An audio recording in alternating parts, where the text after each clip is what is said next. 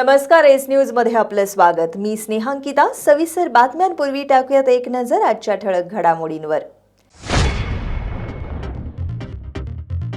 विधानसभा निवडणुकीच्या मतदान फेरपडताळणीच्या प्रक्रियेवर उमेदवार राजेश लाटकरांचा आक्षेप।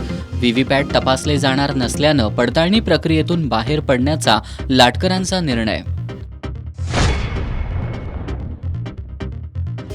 राधानगरी धरण आज 99% भरलं। पावसाचा जोर कायम राहिला तर धरणाचे स्वयंचलित दरवाजे उघडण्याची शक्यता।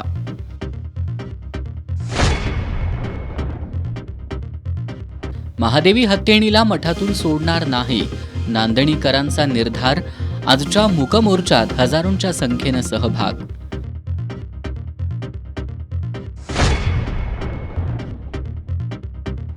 काँग्रेस उद्या कोल्हापूर महानगरपालिकेचं रणशिंग फुंकणार। कोल्हापूर शहर जिल्हा काँग्रेस कमिटीत उद्या होणारा मेळावा यशस्वी करण्याचा माजी नगरसेवकांसह काँग्रेस पदाधिकाऱ्यांचा निर्धार। आणि राधानगरी ताजीपूर मार्गावरील खड्डे बुजवायला सुरुवात। एस न्यूजच्या बातमीचा परिणाम। हे आहे GTPL SPN डिजिटल नेटवर्क आणि आपण पाहत आहात चॅनल एस।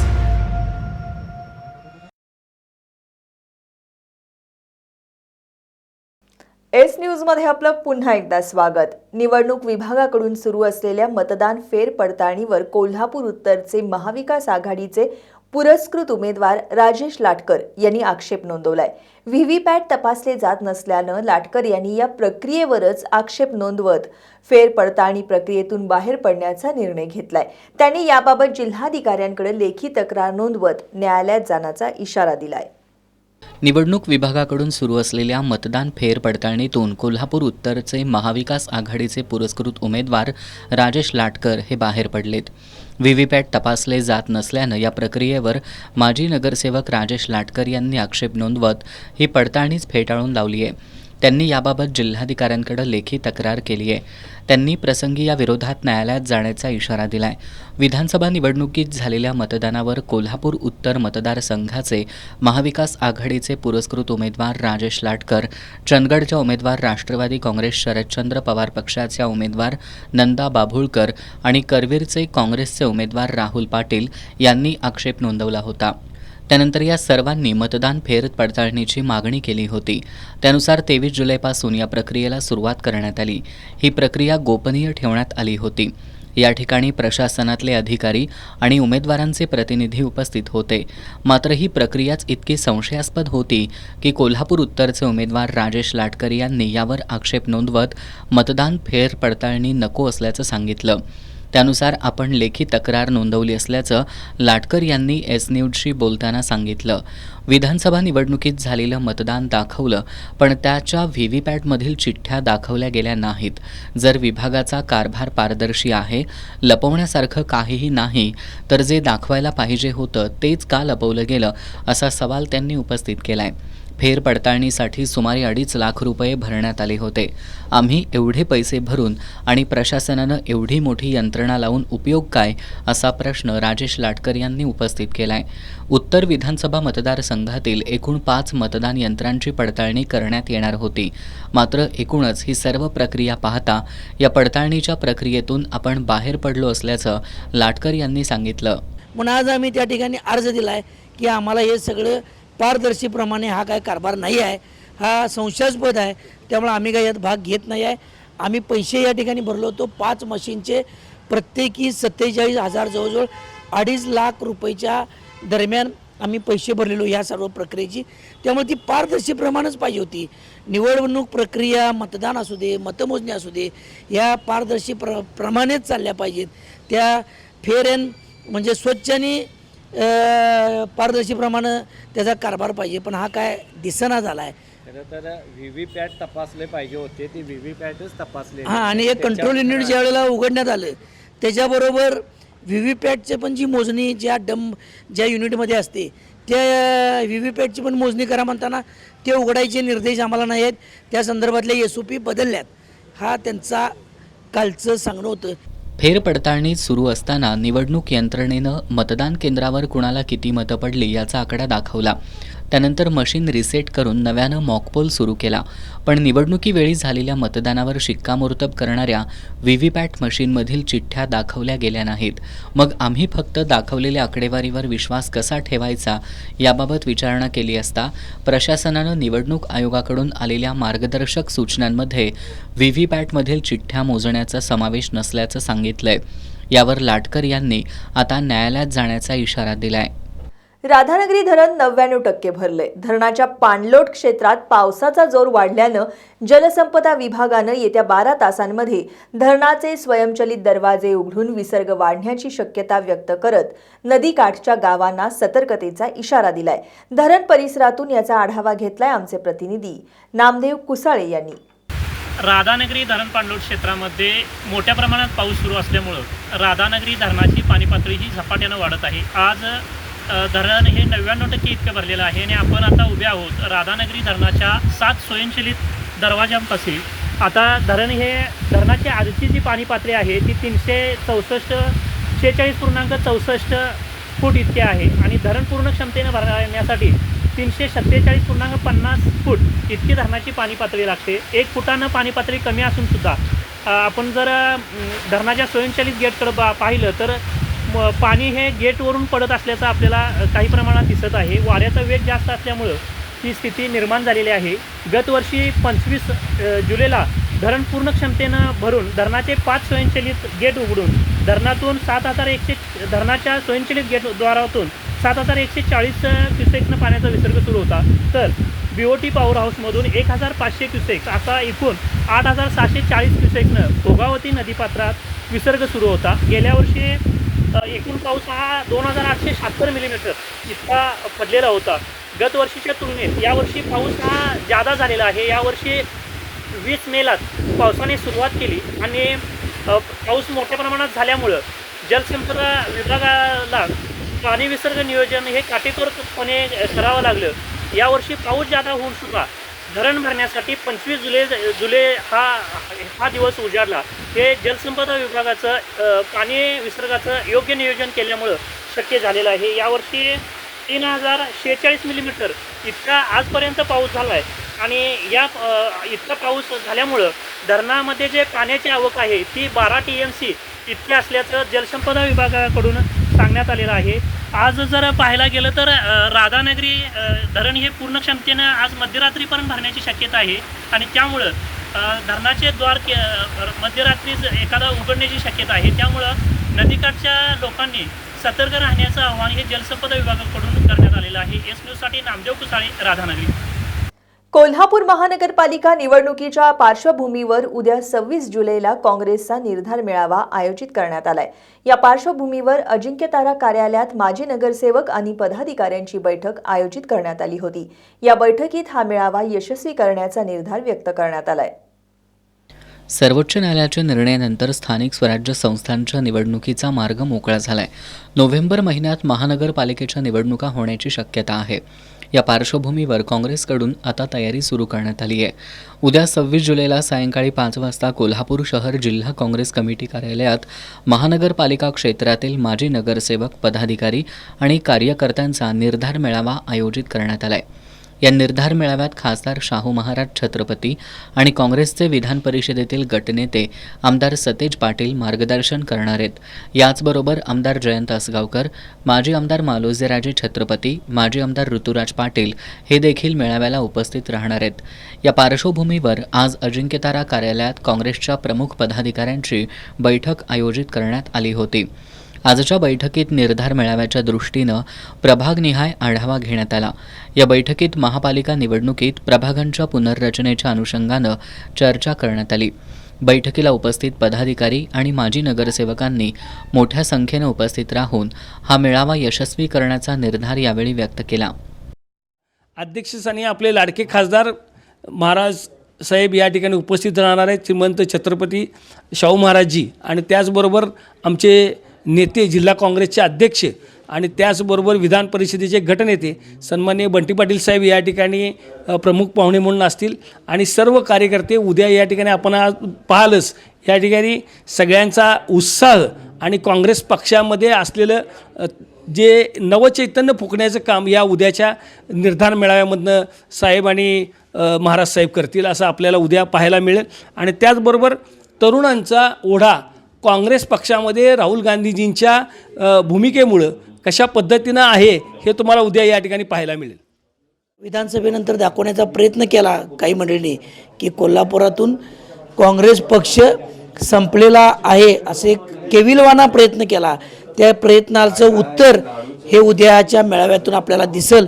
आणि येणारी महापालिका निवडणूक ही बंटी पाटील साहेबांच्या नेतृत्वाखाली कोल्हापूर महापालिकेवर महापौर काँग्रेसचाच होईल या निश्चयाचा हा मेळावा असेल. त्याची ही आढावा बैठक उत्साह आहे, निश्चय आहे.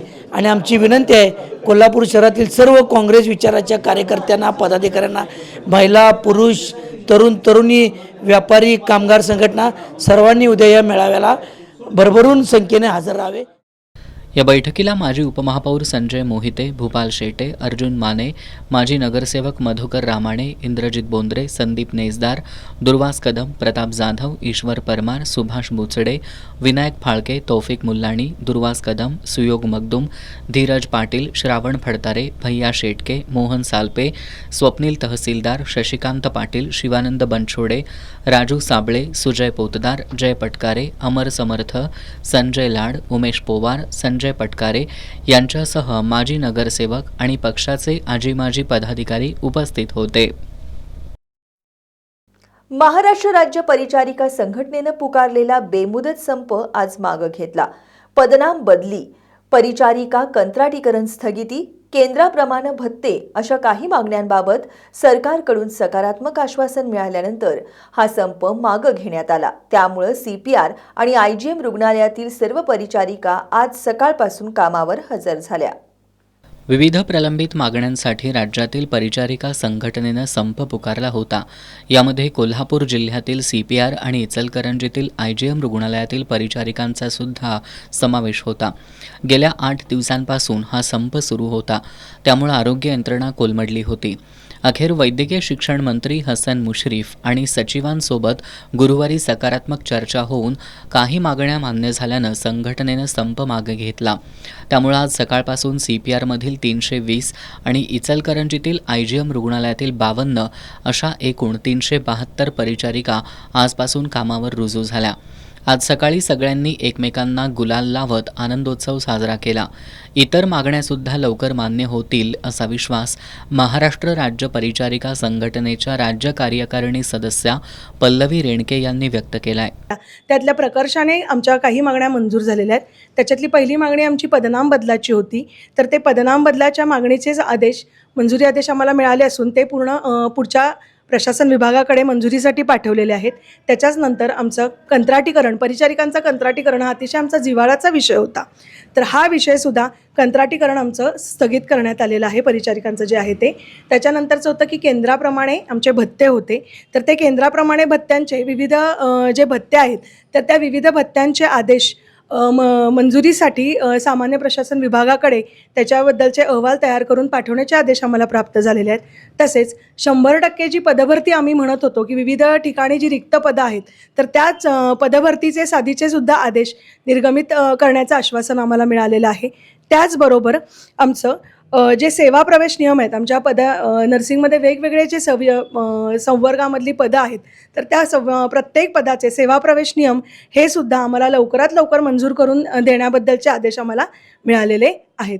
तर ह्या सगळ्या आमच्या आणि याबरोबरच आमच्या अजून विविध मागण्या आहेत त्यासुद्धा लवकरात लवकर पूर्ण करण्याचे आम्हाला इतिवृत्तात मिळालेलं असल्यामुळे आम्ही महाराष्ट्र राज्य परिचारिका संघटना शाखा कोल्हापूरचे सर्व सदस्य कार्यकारिणींनी आमचं जे काही आंदोलन गेले 8 दिवसापासून सुरू आहे तर ते आंदोलन आम्ही काल रोजी संध्याकाळी स्थगित केलेलं आहे. आणि आज आम्ही सर्वजण आमच्या कामावर पदांवर रुजू झालेलो आहोत.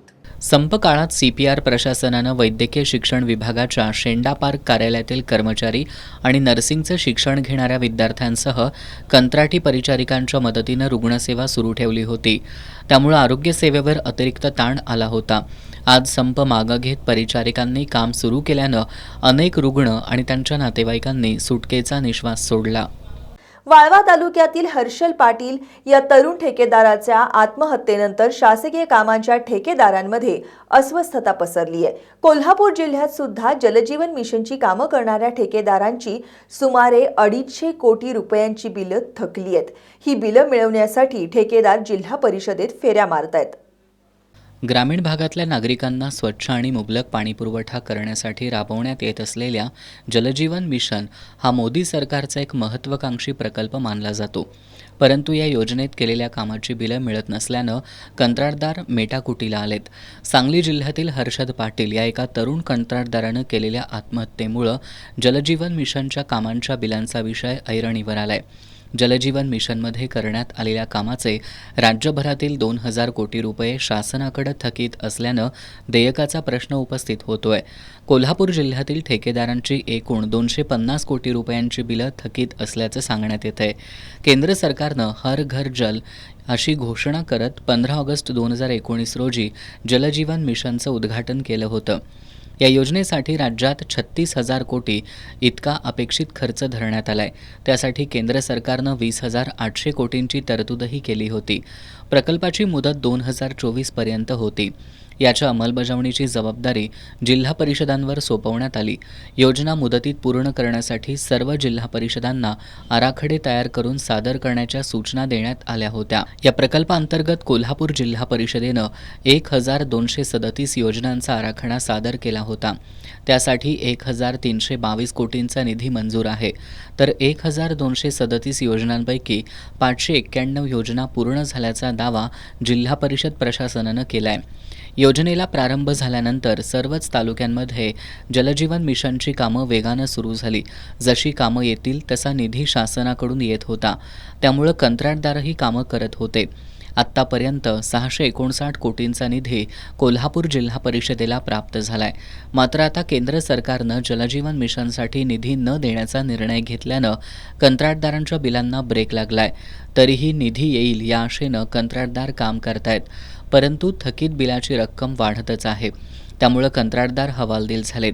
जलजीवन मिशन अंतर्गत केलेल्या कामांची जिल्ह्यातील कंत्राटदारांची एकूण 250 कोटींची बिलं थकीत असल्याची माहिती कोल्हापूर जिल्हा कॉन्ट्रॅक्टर असोसिएशनचे अध्यक्ष सुरेश नलवडे यांनी दिली आहे.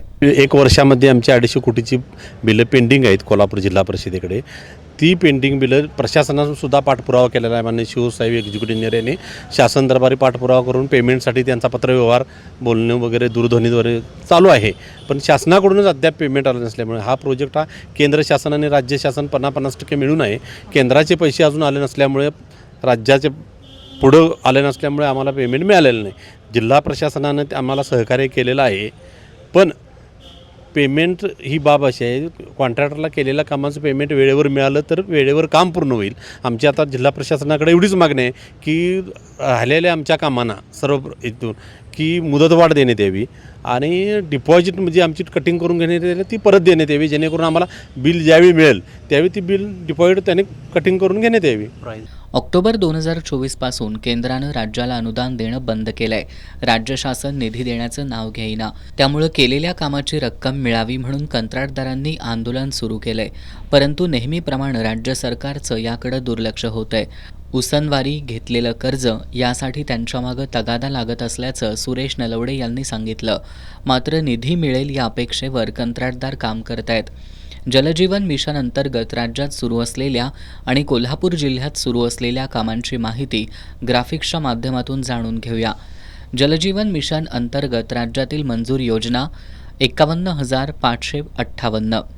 राज्यात काम पूर्ण झालेल्या योजना 25,549. अपुऱ्या असलेल्या योजना 26,009. प्रकल्पाचा एकूण खर्च 36,000 कोटी. त्यामध्ये केंद्र शासनाचा हिस्सा 20,000 कोटी. सन 2025-26साठी 67,000 कोटी मंजूर. कोल्हापूर जिल्ह्यात एकूण 1,237 योजनांना मंजुरी. 1,322 कोटींचा निधी मंजूर. त्यापैकी 559 कोटींचा निधी मिळाला. तर 591 योजनांची कामं पूर्ण झाल्याचा जिल्हा परिषद प्रशासनाचा दावा आहे. शिरोळ तालुक्यातील नांदणीमधील जैन मठातील महादेवी हत्तीन अन्यत्र हलवण्याला विरोध करत आज नांदणी गावातून मूक मोर्चा काढण्यात आला. हजारो लोक या मूक मोर्चात सहभागी झाले होते. शिरोळ तालुक्यातील नांदणी इथल्या स्वस्तिश्री जिनसेन मठातील मधुरा उर्फ महादेवी हत्तीणीला गुजरातमधील वनतारा इथं पाठवावं असा मुंबई उच्च न्यायालयाचा निकाल आहे.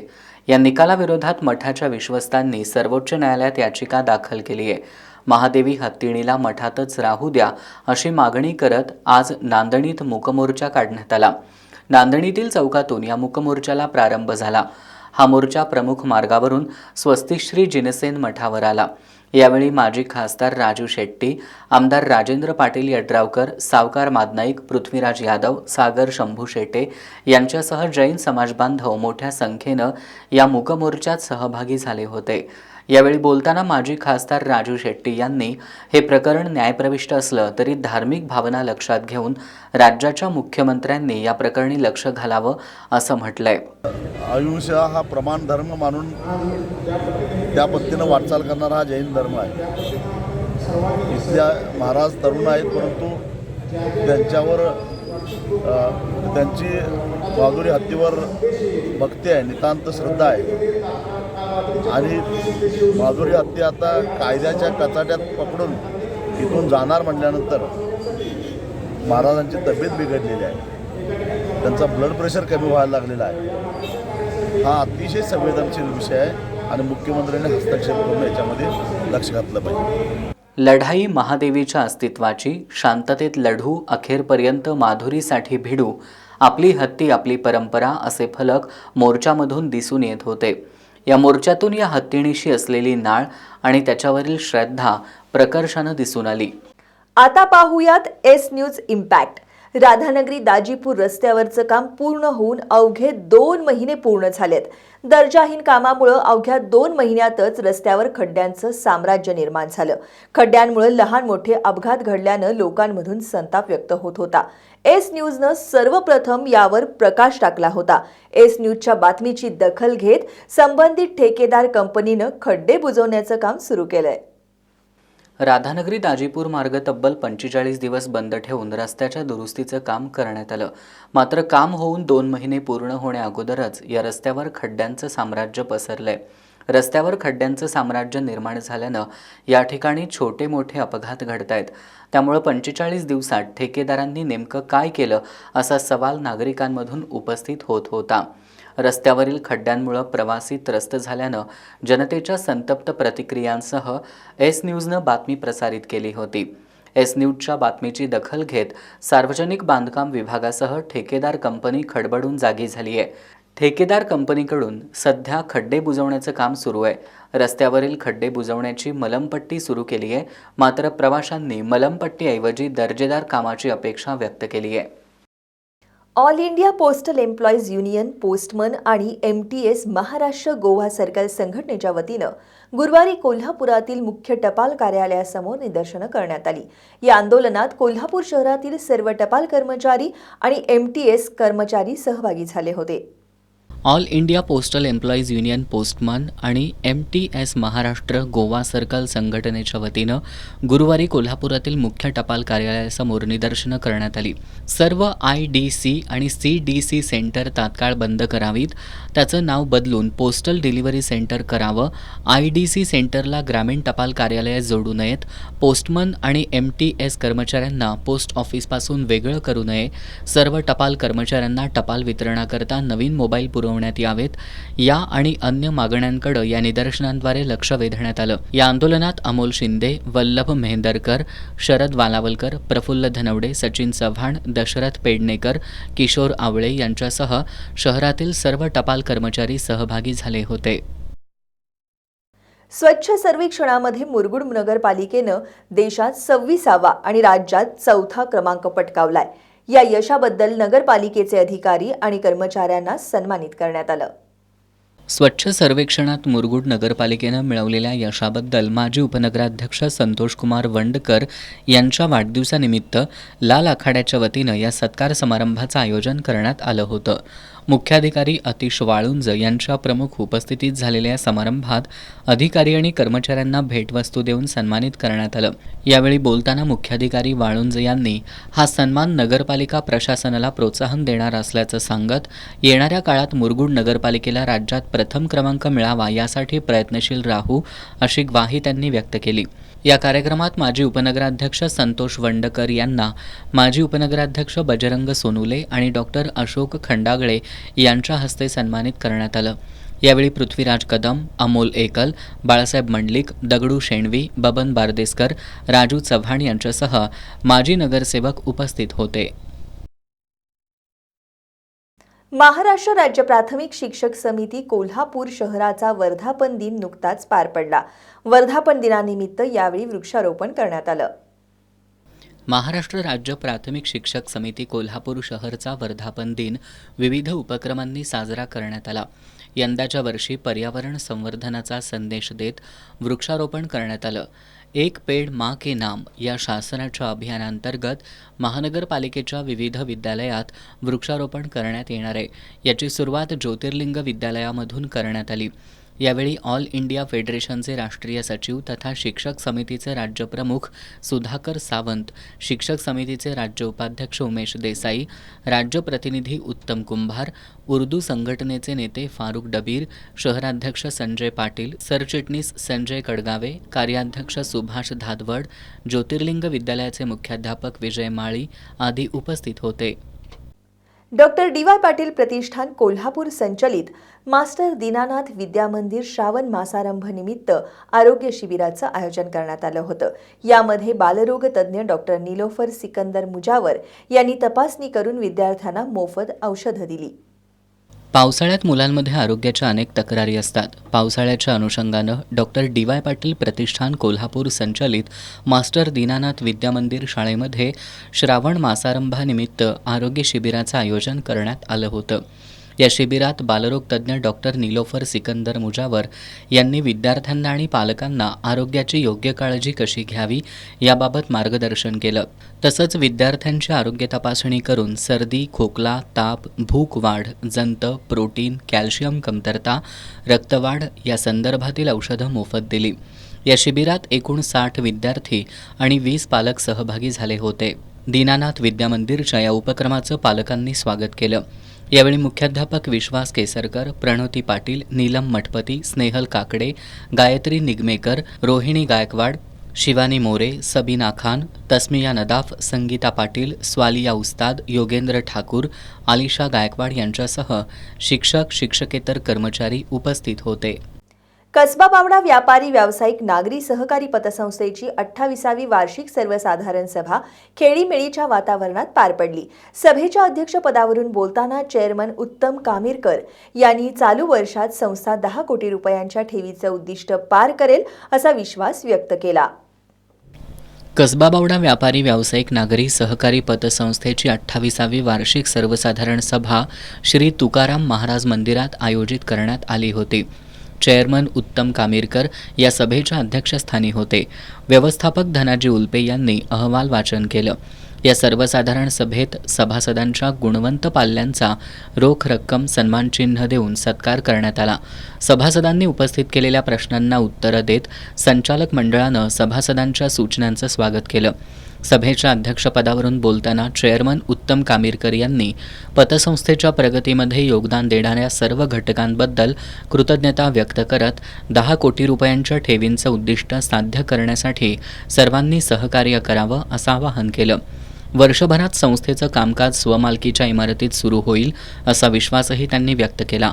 सभेला व्हाईस चेअरमन सुनील पाटील, संस्थापक अध्यक्ष गजानन बेडेकर, संचालक राजेंद्र ढेरे, आनंदराव वारके, सचिन पाटील, धनाजी गोडसे, भानुदास शिंदे, शामराव करपे, अभिजित जाधव, जितेंद्र कांबळे, जयश्री पाटील, रुपाली चौगुले यांच्यासह सभासद, सेवक वर्ग, पिग्मी एजंट उपस्थित होते. शिवसेना आणि रिपब्लिकन सेना यांची युती झाली आहे. या युतीबद्दल दोन्ही पक्षांचे पदाधिकारी आणि कार्यकर्त्यांनी कोल्हापुरातील दसरा चौकात एकत्र येत आनंद उत्सव साजरा केला. शिवसेना शिंदे गटासोबत रिपब्लिकन सेनेनं युती केली आहे. काही दिवसांपूर्वी मुंबईत याबाबतचा निर्णय उपमुख्यमंत्री एकनाथ शिंदे आणि रिपब्लिकन सेनेचे अध्यक्ष आनंदराज आंबेडकर यांनी घेतला. या निर्णयानंतर आज कोल्हापुरातील दसरा चौकात आनंदोत्सव साजरा करण्यात आला. या आनंदोत्सवात आमदार राजेश क्षीरसागर यांच्यासह शिवसेना शिंदे गट आणि रिपब्लिकन सेनेचे कार्यकर्ते सहभागी झाले होते. या युतीमुळे कोल्हापुरातील महायुतीची ताकद वाढणार असून याचा स्थानिक स्वराज्य संस्थेच्या निवडणुकीत फायदा होणार असल्याचा विश्वास आमदार राजेश क्षीरसागर यांनी व्यक्त केला आहे. यावेळी रिपब्लिकन सेनेचे जिल्हाध्यक्ष अर्जुन कांबळे, बाबा कामत, युवा जिल्हाध्यक्ष अमोल कांबळे, महिला आघाडी अध्यक्षा अनिता नलवडे यांच्यासह कार्यकर्ते उपस्थित होते. इचलकरंजीतील महासत्ता चौकातलं अतिक्रमण कायमस्वरूपी हटवून त्या ठिकाणी स्वातंत्र्यवीर सावरकरांचं स्मारक उभारण्याची मागणी मनसेनं केली आहे. मनसेच्या वतीनं महापालिकेच्या अतिरिक्त आयुक्त सुषमा शिंदे यांना याबाबतचं निवेदन देण्यात आलंय. इचलकरंजी शहराच्या मध्यवर्ती भागात असलेल्या महासत्ता चौकात स्वातंत्र्यवीर सावरकरांचं स्मारक उभारल्यास शहराचं सौंदर्य वाढेल आणि नागरिकांमध्ये राष्ट्रभक्तीची भावना वृद्धिंगत होईल, असं मत मनसेचे शहराध्यक्ष रवी गोंदकर यांनी व्यक्त केलंय. मनसेनं याबाबत अतिरिक्त आयुक्त सुषमा शिंदे यांना निवेदन सादर करत महासत्ता चौकातलं अतिक्रमण कायमस्वरूपी हटवून त्या ठिकाणी स्वातंत्र्यवीर सावरकरांचं स्मारक उभारण्याची मागणी केली आहे. निवेदन सादर करताना स्वातंत्र्यवीर सावरकर विचार मंचाचे क्षमानंद पाटील, मनसेचे शहर उपाध्यक्ष नितीन कटके, महेश शेंडे, ऋषिकेश मराठे, अभिषेक सारणा, संदीप पवार, रोहित कोटकर, रसिका साळुंखे आदींसह कार्यकर्ते उपस्थित होते. कोल्हापुरातील मध्यवर्ती बस स्थानकात बसमध्ये चढताना महिलांच्या पर्समधील सोन्याचे दागिने चोरणाऱ्या संशयितांना अटक करण्यात शाहूपुरी पोलिसांना यश आलंय. त्यांच्याकडून 5,30,500 रुपये किमतीचे सोन्याचे दागिने जप्त करण्यात आलेत. गुरुवारी 24 जुलै रोजी कोल्हापुरातील मध्यवर्ती बस स्थानकात कोल्हापूर ते गारगोटी मार्गावरील बसमध्ये चढताना अज्ञातांनी महिलांच्या पर्समधील सोन्याचे दागिने लंपास केले होते. भुदरगड तालुक्यातील मडिलगे खुर्द इथल्या धनश्री पाटील यांनी शाहूपुरी पोलिसात याबाबत फिर्याद दाखल केली होती. या फिर्यादीवरून तपास करताना शाहूपुरी पोलिसांनी मध्यवर्ती बसस्थानक परिसरातील सीसीटीव्ही फुटेजच्या आधारे कराड तालुक्यातील कारवे इथल्या शुभांगी आणि मंजुळा पवार या 2 महिलांना चौकशीसाठी ताब्यात घेतलं. त्यांच्याकडील चौकशीत त्यांनीच ही चोरी केल्याचं निष्पन्न झालंय. या 2 संशयित महिलांकडून 5,30,000 रुपये किमतीचे 6 तोळ्याचे सोन्याचे दागिने जप्त करण्यात आलेत. पोलीस उपनिरीक्षक अनिकेत कुंडले या प्रकरणी अधिक तपास करतायत. तात्यासाहेब कोरे वारणा सहकारी साखर कारखाना आणि शारदा वाचन मंदिर यांच्या संयुक्त विद्यमानं वर्षा व्याख्यानमालेचं आयोजन करण्यात आलंय. गेल्या 47 वर्षापासून सुरू असलेली वर्षा व्याख्यानमाला यंदा 1 ऑगस्ट ते 8 ऑगस्ट या कालावधीत होणार आहे, अशी माहिती संस्थेचे कार्यवाह बी दोशिंगे यांनी दिली आहे. वारणानगरमधील तात्यासाहेब कोरे वारणा सहकारी साखर कारखाना आणि शारदा वाचन मंदिर यांच्या संयुक्त विद्यमानं दरवर्षी 1 ते 8 ऑगस्ट या कालावधीत वर्षा व्याख्यानमालेचं आयोजन करण्यात येतं. यंदाचं या व्याख्यानमालेचं 47वं वर्ष आहे. लाल बहादूर शास्त्री भवनमध्ये दररोज सायंकाळी 6 वाजता ही व्याख्यानमाला पार पडणार आहे. वारणा समूहाचे नेते आमदार विनय कोरे यांच्या हस्ते या व्याख्यानमालेचं उद्घाटन होणार आहे. यावर्षीच्या व्याख्यानमालेत विविध विषयांवरील व्याख्यानं होणार असल्याचं शारदा वाचन मंदिरचे कार्यवाह बी दोशिंगे यांनी पत्रकार बैठकीत दिली आहे. यंदा 1 ऑगस्टला गुरुवर्य भालचंद्र पाटील यांचं गुरुचरित्रातून गुरु आज्ञा, 2 ऑगस्टला प्रमोद झावरे यांचं हास्य फुलवते मानवी जीवन, 3 ऑगस्टला सुषमा पाटील यांचं आई संस्काराचं विद्यापीठ, 4 ऑगस्टला अजय सावंत यांचं सायबर क्राईम आणि आजची तरुणाई, 5 ऑगस्टला युवराज कदम यांचं जिंदगी गेली फाट्यावर आणि चला आता वाचन कट्ट्यावर, 6 ऑगस्टला कोल्हापुरातील जयसिंगराव सावंत यांचं तणावमुक्त जीवन, 7 ऑगस्टला उमेश सुतार यांचं भारतीय संविधानाचा सांगावा आणि 8 ऑगस्टला प्राध्यापक NR चोपडे यांचं वारणेच्या तीरावरून अशी व्याख्यानं होणार आहेत. प्रतिवर्षीप्रमाणे याही वर्षी या व्याख्यानमालेतील व्याख्यानांना रसिकांनी प्रतिसाद द्यावा असं आवाहन दोशिंगे यांनी केलंय. पत्रकार बैठकीला वारणा दूध संघाचे उपाध्यक्ष HR जाधव, ग्रंथपाल ग्रंथमित्र बाबासाहेब कावळे आदी उपस्थित होते. जगातील 2 ते 3% रुग्णांना पांढरी कावीळ हा दुर्मिळ आजार होतो, परंतु या आजाराबाबत जनजागृती नसल्यानं रुग्णांना आपला जीव गमवावा लागतोय, अशी खंत आयुर्वेदाचार्य डॉक्टर सुनील पाटील यांनी व्यक्त केली आहे. डॉक्टर पाटील यांनी हा दुर्मिळ आजार आयुर्वेदाच्या माध्यमातून कायमचा बरा होतो असा दावा केलाय. डोळे, लघवी, त्वचा पिवळी होणं अशी ही लक्षणं दिसताच काविळीचे उपचार सुरू होतात. परंतु पांढरी कावीळ अर्थात हेपॅटायटिस बीची लक्षणं लवकर दिसून येत नसल्यानं त्यावरील उपचार वेळेत होत नाहीत. परंतु आयुर्वेदाच्या माध्यमातून हा आजार कायमचा बरा होऊ शकतो असा दावा कोल्हापुरातील आयुर्वेदाचार्य डॉक्टर सुनील पाटील यांनी केलाय.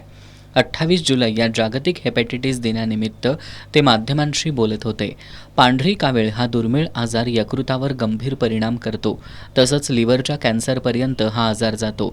भूक कमी लागणं, पोटाच्या उजव्या बाजूला सतत दुखणं ही पांढऱ्या काविळीची काही सामान्य लक्षणं असून ही लक्षणं आढळताच लोकांनी आयुर्वेदिक उपचार घ्यावेत असं आवाहन आयुर्वेदाचार्य डॉक्टर पाटील यांनी केलं आहे. हेपॅटायटिस बी हा एक विषाणूंचा आजार आहे. त्याला पांढरी कावीळ असं म्हणतात. त्याच्यामध्ये असं दृश्य स्वरूपातलं कुठलंही लक्षण दिसत नाही आणि मग ते दुसरं कुठलं जर ऑपरेशन करायचं असेल किंवा इतर ट्रीटमेंट करायची असेल त्यावेळेला रक्त तपासलं की मग रक्तात हे लक्षात येतं आणि ह्याचे विषाणू जे आहेत ते द्रव पदार्थातून म्हणजे शारीरिक द्रव पदार्थ ज्याला आपण घाम म्हणतो, वीर्य म्हणतो, शारीरिक संबंध म्हणतो, अशामधून हे ट्रान्समिट होतात आणि एका आजारी माणसाचा आजार हा दुसऱ्याला पांढरी कावीळ या स्वरूपात होत असतो. याच्यावरती उपचाराच्या खूपच मर्यादा आहेत. ॲलोपॅथीमध्ये याच्यावरती अँटीव्हायरल ट्रीटमेंट दिली जाते आणि जंतूंची वाढ रोखून धरली जाते.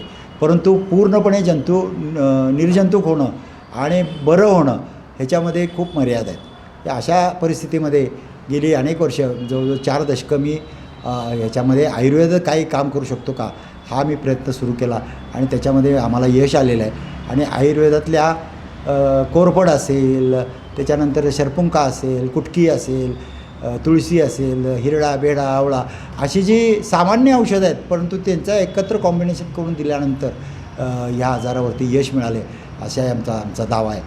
या पत्रकार बैठकीला डॉक्टर प्रणव पाटील, डॉक्टर शरयू पाटील आदी उपस्थित होते. कोल्हापूर शहरातील भटक्या जनावरांच्या प्रश्नांसाठी महापालिकेच्या संबंधित विभागानं संयुक्त बैठक घ्यावी अशी मागणी हिंदू जनसंघर्ष समितीच्या वतीनं करण्यात आली आहे. याबाबत महापालिकेच्या उपायुक्तांना निवेदन देण्यात आलंय. कोल्हापूर शहरात भटक्या जनावरांची संख्या मोठ्या प्रमाणात वाढली आहे. या भटक्या जनावरांमुळे वाहतूक कोंडीचा प्रश्न वाढत चाललाय. भटकी जनावरं रस्त्याच्या मधोमध थांबत असल्यानं अपघाताचे प्रसंगही उद्भवत आहेत. त्यामुळं भटक्या जनावरांच्या प्रश्नांसाठी महानगरपालिकेच्या संबंधित विभागानं संयुक्त बैठक घ्यावी अशी मागणी हिंदू जनसंघर्ष समितीनं केली आहे. याबाबतचं निवेदन त्यांनी महापालिकेचे उपायुक्त परितोष कंकाळ यांना दिलंय. यावेळी गजानन तोडकर, आनंदराव पवाळ, उदय भोसले, अभिजित पाटील, संदीप सासणे, विक्रमसिंह जरग, विकास जाधव, प्रशांत पाटील, शीलाताई माने, सौरभ निकम, सुनीता भोसले, कविराज कबुरे, राजू तोरसकर आदी उपस्थित होते. पन्हाळा तालुक्यातील केखले गावाच्या शिवारामध्ये गेल्या काही दिवसांपासून वन्य प्राणी दिसून येतात. वन्य प्राणी पिकांचं नुकसान करत असल्यानं शेतकरी आर्थिक संकटात सापडलेत. वन्य प्राण्यांचा बंदोबस्त करा, अन्यथा वन विभागाच्या पन्हाळा इथल्या कार्यालयाला घेराव घालू असा इशारा केखलेतील शेतकऱ्यांनी दिलाय. पन्हाळा तालुक्यातील केखले गावातील शेतांमध्ये गेल्या काही दिवसांपासून वन्य प्राण्यांचा वावर सुरू आहे. गावातील काही जनावरांवर बिबट्यानं हल्ला केला असून काही दिवसांपूर्वी रामराव कुंडलिक पाटील यांच्या शेतातील कुत्र्याचा बिबट्यानं फडशा पाडलाय. बिबट्या, गवारेडा, कोल्हा, रानडुक्कर या वन्य प्राण्यांनी ऊस, भुईमूग, भात या पिकांचं नुकसान केल्यानं शेतकरी आर्थिक संकटात सापडलेत. त्यामुळे वन्य प्राण्यांचा बंदोबस्त कायमस्वरूपी करावा अशी मागणी ग्रामस्थांनी केली आहे. अन्यथा पन्हाळा वन विभागाला घेराव घालू असा इशारा केखलेचे सरपंच हंबीरराव चौगुले यांनी दिलाय. केखले गावामध्ये आमच्या गाव्यांचा, रानडुकरांचा आणि आता परत बिबट्याचा वावर जास्त प्रमाणात वाढलेला आहे. गेली 2 वर्ष झालं वन अधिकाऱ्यांना आम्ही बोलवून वारंवार सूचना देऊन सुद्धा त्याच्यावर काय ठोस उपाययोजना झालेल्या नाही. परत आता गावाच्या अगदी जवळ 100-200 फुटावर घरांच्या जवळ बिबट्याचा परत वावर झालेला आहे. परवा त्याने एक कुत्रं फाडलंय. आता शेतकऱ्यांच्यात भीतीचं वातावरण निर्माण झालंय. रानात जायचं का नाही, शेती करायची की नाही, आणि वन विभागाकडून त्याच्यावर कुठल्याही उपाययोजना अशी आतापर्यंत वारंवार निवेदन देऊन, तोंडी सूचना देऊन सुद्धा करण्यात आलेली नाही. त्याच्यासाठी आम्ही आज सर्व किकल्यातील शेतकरी त्यांना निवेदन देण्यासाठी आलेलो आहे. ठोस निर्णय जर नाही झाला तर त्याच्यावरती आम्ही एका महिन्याभरात ऑफिसला घेरावा, अन्यथा उपोषण इथं करणार आहे सगळीजण. वन्य प्राण्यांमुळे शेती पिकांचं नुकसान झाल्यानं नुकसान भरपाई मिळावी अशी मागणी शेतकऱ्यांनी केली आहे. आमची जास्त नुकसान झालेलं आहे. आम्ही डोंगराच्या जवळ आहे. डुकरं, वांढरं, गविरेड, परत वाघ ह्याचा वावर आहे आणि आम्ही दोघी महिला शेतकरी रोज डुकरं बघतोय. ते वन विभाग काही सुद्धा ऍक्शन घेत नाहीत. हा फॉर्म भरा, तो फॉर्म भरा. आम्ही कुठला फॉर्म भरणार? आणि ह्याने आमची अशी कळकळीची विनंती आहे की ह्याने आमच्यावर काहीतर हे केलं पाहिजे, म्हणजे लक्ष दिलं पाहिजे किंवा बंदोबस्त केला पाहिजे त्या जनावरांचा. ती जनावरं ही मारू नका, ती मारू नका. आम्ही काय करणार? आम्ही महिला शेतकरी, आमचा उदरनिर्वाह शेतीशिवाय होत नाही. पण त्यासाठी आम्ही काय केलं पाहिजे हे आम्ही शासनाकडे, हिथं वन विभाग अधिकाऱ्याकडे येऊन आम्ही कळकळीची विनंती करतो, ह्याच्यावर काहीतरी ऍक्शन तुम्ही घ्या. वन्य प्राण्यांच्या वावरामुळे ग्रामस्थांसह शाळकरी मुलांमध्ये भीतीचं वातावरण पसरलंय. वन्य प्राण्यांचा बंदोबस्त कायमस्वरूपी करावा या मागणीचं निवेदन ग्रामस्थांनी पन्हाळा वनविभागाला दिलंय. यावेळी संदीप पाटील, सुहास पाटील, दिलीप पाटील, सीमा नरके, शोभा रावडेकर, उत्तम पाटील, वासिम मुजावर, सूरज निकम, राहुल गिरवे, सुवर्णा पाटील, सुशांत पाटील, अजित गुराव यांच्यासह केखलेतील शेतकरी उपस्थित होते. हातकणंगले तालुक्यातील रांगोळी ग्रामपंचायत सदस्य आणि रेकॉर्डवरील गुन्हेगार लखन बेनाडे याचा निर्घृणपणे खून करण्यात आलाय. या प्रकरणी पोलिसांनी आतापर्यंत 4 अटक केली आहे. यामध्ये आणखी कुणाचा सहभाग आहे का या दृष्टीनं पोलीस तपास करतायत. पोलिसांनी आज गुन्ह्यात वापरलेलं वाहन जप्त करत त्यामधील रक्ताचे नमुने घेतलेत. यातील आरोपीनं गुन्ह्याच्या वेळी वापरलेले कपडे नष्ट केले होते. पोलिसांनी ते ठिकाणही निष्पन्न केलंय. शेवटी पुन्हा एक नजर आजच्या ठळक घडामोडींवर. विधानसभा निवडणुकीच्या मतदान फेरपडताळणीच्या प्रक्रियेवर उमेदवार राजेश लाटकरांचा आक्षेप. व्हीव्हीपॅट तपासले जाणार नसल्यानं पडताळणी प्रक्रियेतून बाहेर पडण्याचा लाटकरांचा निर्णय. राधानगरी धरण आज 99% भरलं. पावसाचा जोर कायम राहिला तर धरणाचे स्वयंचलित दरवाजे उघडण्याची शक्यता.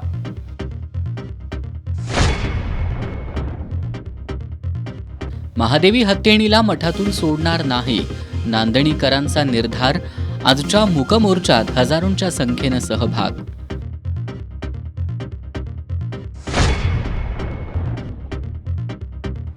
काँग्रेस उद्या कोल्हापूर महानगरपालिकेचं रणशिंग फुंकणार. कोल्हापूर शहर जिल्हा काँग्रेस कमिटीत उद्या होणारा मेळावा यशस्वी करण्याचा माजी नगरसेवकांसह काँग्रेस पदाधिकाऱ्यांचा निर्धार. आणि राधानगरी ताजीपूर मार्गावरील खड्डे बुजवायला सुरुवात. एस न्यूजच्या बातमीचा परिणाम. आणि याबरोबरच आजचं बातमीपत्र संपलं. नमस्कार.